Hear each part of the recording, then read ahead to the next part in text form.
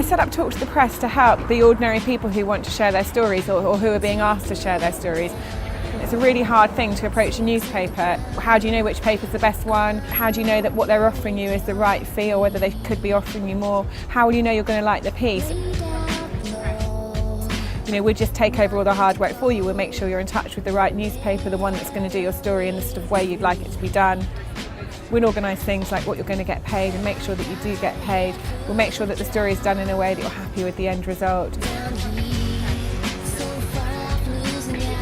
A lot of people are really nervous at the thought of selling their story. I think they come to us because we're a small business, we're really approachable and we work with them one-to-one. The best way to get in touch with your story, no matter how big or how small, is to pop it in an email or give us a call. If we think we can help you, we'll speak to all our contacts on newspapers and magazines and make sure we get you the best possible deal. Once we've got you a deal, we'll interview you, write the story, read it all back to you, and if you're happy with it, publication will go ahead. We try to place each story as many times as possible into a newspaper, into women's magazines and potentially television too.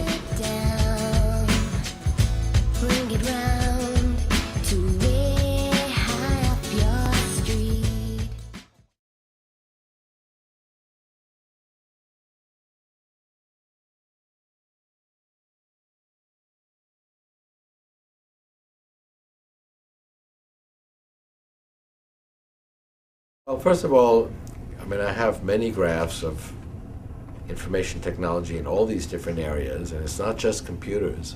It's our health technologies, it's our knowledge about the brain, it's, in fact, these technologies applied to things like solar energy and water and many different areas, and they follow these very smooth, very predictable exponential curves. And exponential growth ultimately is explosive.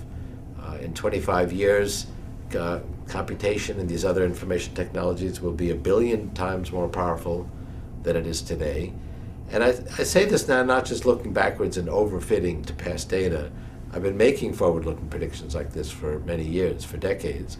In the 1980s, I said there would be a world wide web of communication tying together hundreds of millions of people emerging in the mid-1990s. That seemed ridiculous and was heavily criticized when the entire defense budget could only tie together a few thousand scientists. But it was growing exponentially, and I recognized the explosive potential of exponential growth. And in fact, it happened right on schedule. And there's been many other predictions like this. Now you might say, well, isn't there a limit to the ability of matter and energy to support information technology like computation? And the answer is yes, there's a limit, but it's not very limiting.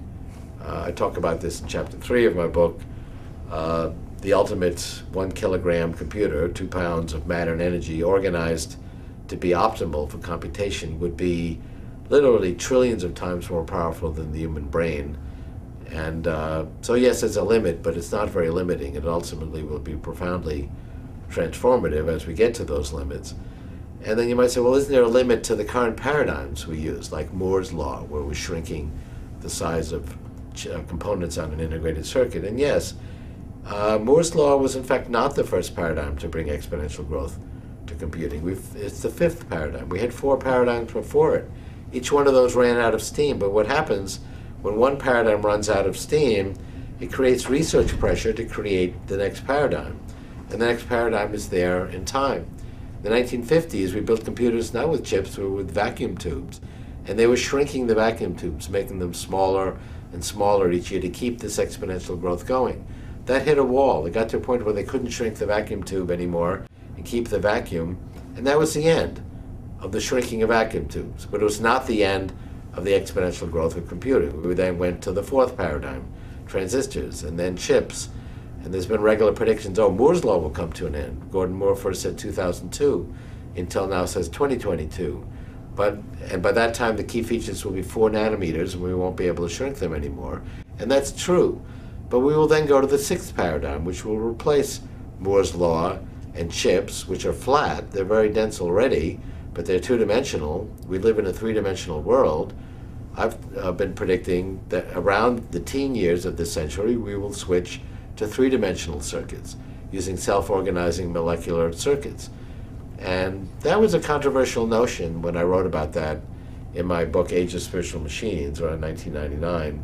there's been so much progress in the last decade that that's now very much a mainstream view. And if you speak to the Intel scientists, as I did recently, in fact, Justin Ratner, the Chief Technology Officer of Intel, just spoke at the Singularity Summit and talked about this research, and they have these three-dimensional circuits working in their labs. The crossover point will be no later than the teen years, well before we run out of steam with conventional two-dimensional circuits. So every time one paradigm runs out of steam, the next paradigm is there to keep it going. We have plenty of room to get through the end of the century through continued exponential growth of information technology. By that time, it will have already profoundly transformed our civilization by creating computers that are trillions of times more powerful than the human brain.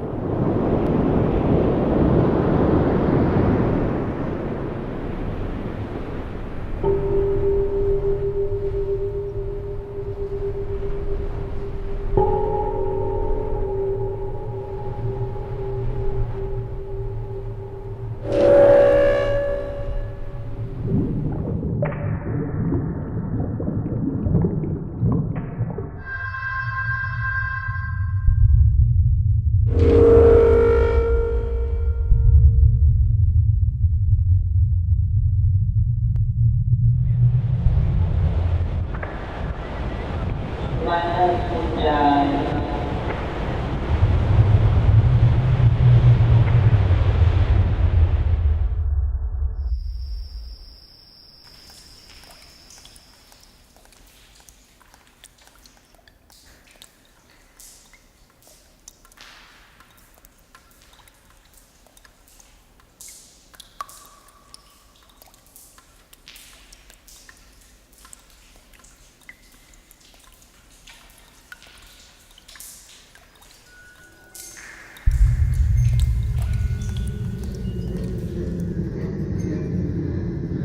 Who are you?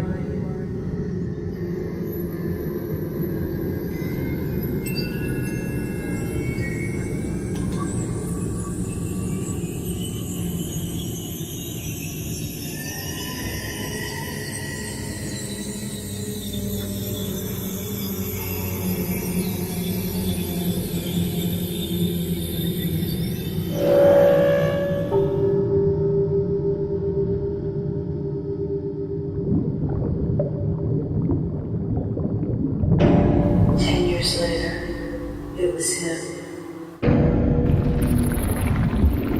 I never saw him again.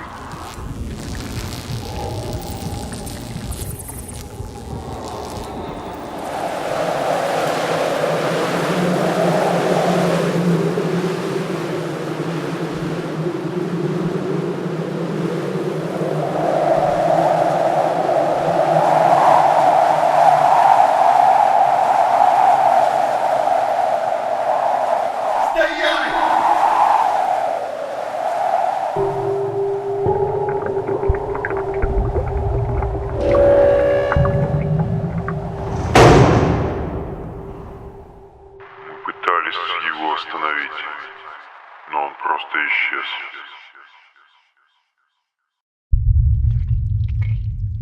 Emerging from its depth millions of years ago, it gave us life.